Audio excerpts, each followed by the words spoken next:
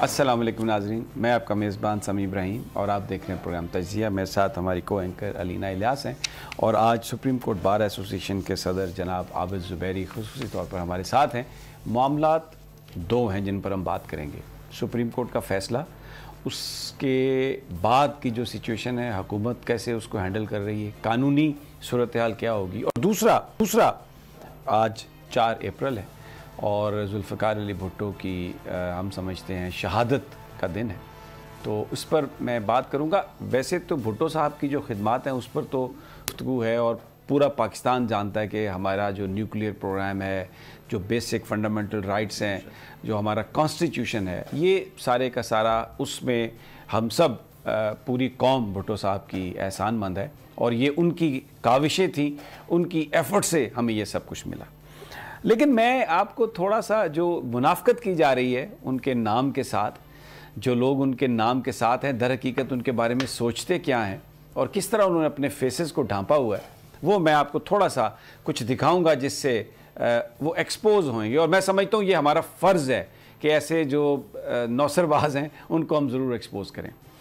आज शहबाज शरीफ साहब ने, वज़ीर आज़म ने पार्लियामेंट में, कौमी असम्बली में भुट्टो साहब के लिए दुआ का कहा और जो उन्होंने जिस आजिज़ी से जो वो गुफ्तगू फरमा रहे थे, मैं चाहता हूं कि ज़रा वो आप थोड़ा सा सुन लें, अगर वो शॉर्ट चलवा दें तो। अपनी बात ख़त्म करने से पहले मैं आपसे गोशगुजार हूं कि अगर आप ऑनरेबल मौलाना असद को फरमाएं कि वो मरहूम जुल्फ़िकार अली भुट्टो के हक़ में दुआ फरमाएं। ये आपने देखा कितने मुअद्दबाना अंदाज में वो ये कह रहे हैं, मरहूम जुल्फ़िकार अली भुट्टो के लिए दुआ करवाएं। बिल्कुल बहुत अच्छी बात है, बज़ाहिर बहुत अच्छी लगती है।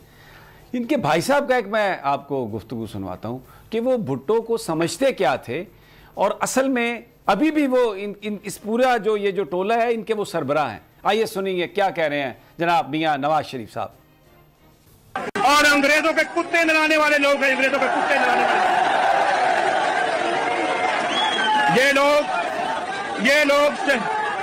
ये लोग शहीद जियाउल हक का मुकाबला करेंगे। ये पाकिस्तान के गद्दार, जिस पर वो शहीद कहती है अपने बाप को, उसने पाकिस्तान के 2 टुकड़े किए हुए। ये पाकिस्तान के 2 टुकड़े किए हुए। अच्छा, ये जो सोच है, मेरा ख्याल था कि चलें माजी की बात है, कोई नहीं, लेकिन आज आज़म नज़ीर तारड़ ने जो गुफ्तगू की वज़ीर कानून ने कौमी असम्बली में, मैं चाहता हूँ ज़रा आप वो गुफ्तगू सुनिए। उन्होंने 77 का जो मार्शल्ला है उसका इल्ज़ाम जुल्फ़िकार अली भुट्टो को उसका मुर्द इल्ज़ाम ठहराया। सुनिए ज़रा क्या फरमा रहे हैं। पाकिस्तान में होने वाले आम इंतखाबात पे मुख्तलिफ अदवार में उंगलियां उठाई गई। 1970 में जो सूरत हाल बनी इंतखाबात के नताइज के हवाले से और नताइज की तकसीम के हवाले से, हमने उसकी कीमत भी चुकाई। मैं आज इस मौक़र ऐवान में खड़े होकर तारीख़ के एक तालिब इल्म के तौर पे ये बात बिला खौफ़े तरदीद कर सकता हूँ कि 1977 के इंतखाबात अगर निगरान हुकूमतों की मौजूदगी में होते तो नताइज शायद मिलते जुलते ही होते, लेकिन उसके बाद चलने वाली तहरीक के नतीजे में हमें 11 साल का बदतरीन मार्शल लॉ ना मिलता, जिसने पाकिस्तान का सियासी नक्शा बदल के रख दिया। ये वज़ीर कानून है आज़म नज़ीर तारड़ साहब और बिलावल भुट्टो इस काबीना में वज़ीर ख़ारजा हैं और ये कह रहे हैं आज़म नज़ीर तारड़ कि 1977 का जो मार्शल्ला लगा वो नहीं लगता अगर वो इंतखाब जुल्फ़िकार अली भुट्टो ना करवाते। इसका मतलब है जो धांधली के इल्ज़ामात थे जिसकी बुनियाद पर सब कुछ हुआ, वो जुल्फ़िकार अली भुट्टो उसमें मुलव्विस थे। ये आज आज़म नज़ीर तारड़ साहब कह रहे हैं। और क्योंकि अब इस वक्त जो पॉलिटिकल फ़िलासफ़ी आसिफ़ अली ज़रदारी साहब की है भुट्टो का जो खून है, भुट्टो की जो तरबियत थी जिसमें सिर्फ खून देना था पाकिस्तान के लिए, वो तो पीछे चली गई है।